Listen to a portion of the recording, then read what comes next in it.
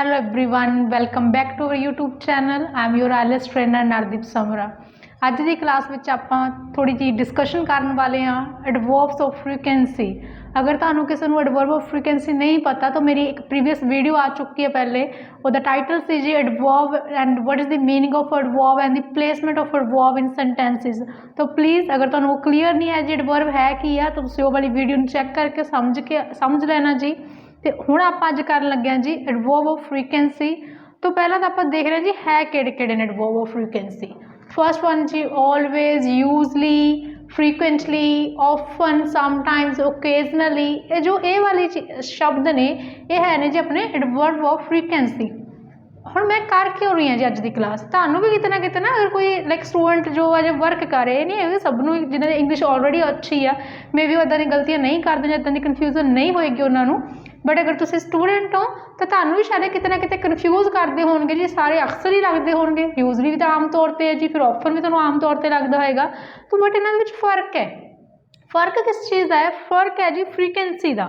Frequency like कि कितनी बार action हो रहा है उस चीज़ के फर्क है। हम पहला मैं स्टार्ट करेंगी नीचे।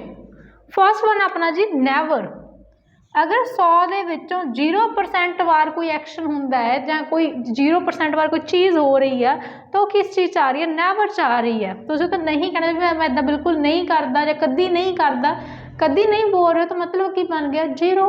तो आप यदि एग्जाम्पल लै रहे हैं तो अगर 0% ने चांसिस भी इदा बिल्कुल यदि फ्रीकुएंसी नहीं है तो वो की है जी नैवर है। लाइक मैं एग्जाम्पल लै रही हाँ, हसरत नैवर फाइट्स। तो पहले अगर जो नैवर है मतलब बन गया कदी नहीं। दूसरा आंदा जी रेयरली। रेयरली शब्द उदों लगता होंगे जदों जी किसी एक्शन की फ्रीकुएंसी है नियर 5% हो 100 के विचों, मतलब बहुत दुर्लभ वार वो चीज़ हो रही है उन्होंने रेयरली बोलते हैं। Like Hasrat rarely lessons music.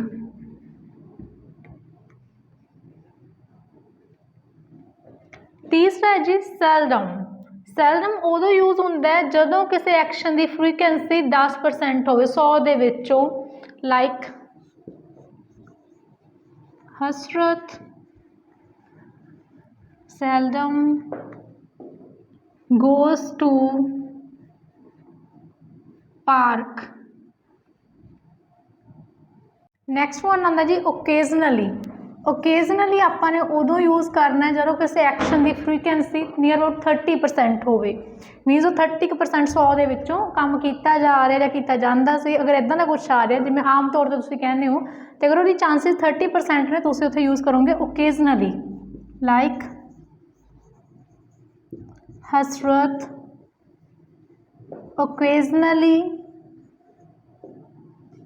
Yeats fast food.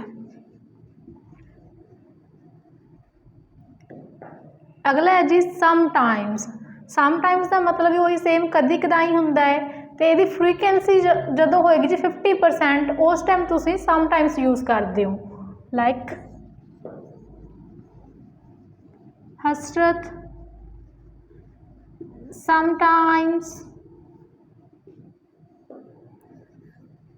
Goes to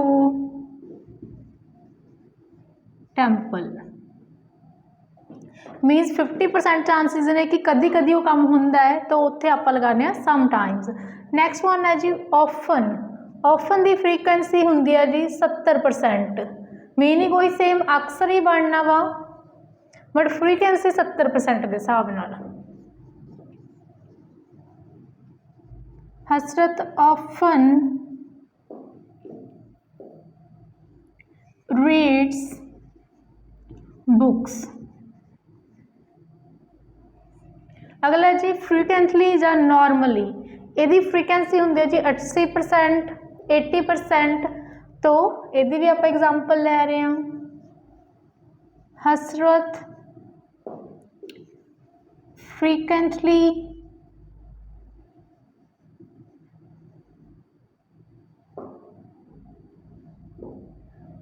या नॉर्मली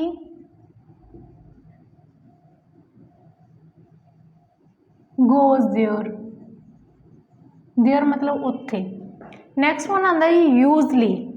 यूजली की फ्रीकुएंसी होंदी है जी 90%। जो कोई एक्शन 100 ਦੇ ਵਿੱਚੋਂ 90% ਵਾਰ हो रहा है तो उन्होंने आप अगर आप अक्सर बोल रहे हैं वो यूजली उत्थे। लाइक हसरत यूजली स्पेंड्स या फिर enjoys her weekend with me. Next one जो अपना लास्ट है जी दैट इज ऑलवेज। ऑलवेज की फ्रीकुएंसी होंगी आ 100%। मीनिंग बन जाता हमेशा। इन्हों का लाइक मीनिंग जो यूजली हो गया, ओकेजनली हो गया, इन्हों का मीनिंग अक्सर बन रहा सी शब्द का। नैवर का मतलब तुहानूं पता है कदी नहीं, बट जो ऑलवेज आ ऑलवेज का मतलब बन जाता हमेशा। Hasrat always gets up at 5 o'clock। So ये अपनी एडवर्ब ऑफ फ्रीकुएंसी सी जो मैं तुहानूं काफ़ी हद तक क्लीयर कर चुकी हाँ। नाल दी मैं एक बार फिर रिपीट कर रही हूँ इस चीज़ नूं।